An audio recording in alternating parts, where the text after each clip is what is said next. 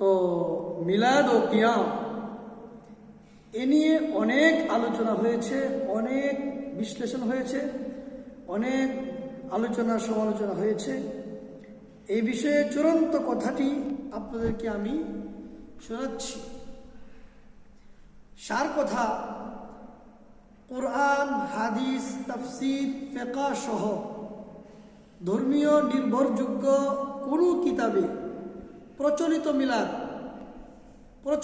মিলাদ কিয়াম এর বৈধতা পাওয়া যায় না। অনেকে বলে যে বাবু মিলাদিন নবী সাল্লাল্লাহু আলাইহি ওয়াসাল্লাম, এটা তো আছে।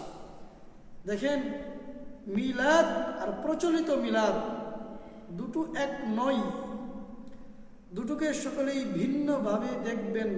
কারণ প্রচলিত মিলাদ নিয়ে আমাদের আলোচনা সমালোচনা, বাস্তবে মিলাদ যেটা নবীর জন্ম, নবীজি সাল্লাল্লাহু আলাইহি ওয়াসাল্লামের জন্মকাল, সে নিয়ে আলোচনা করা, তাতে কেউ বিরোধিতা কোনোদিন করেনি, করবেও না।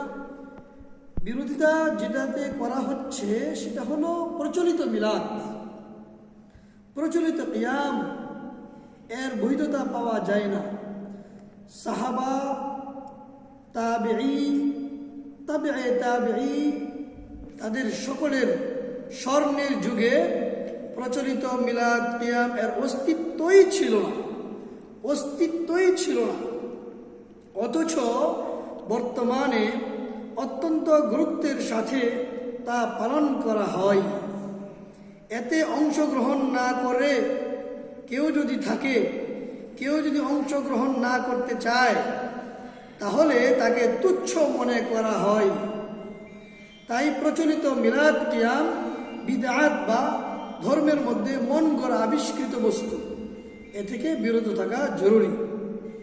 আল্লাহ তাআলা আমাদেরকে এই মিলাদ থেকে, কিয়াম থেকে বাঁচার তৌফিক দান করুন।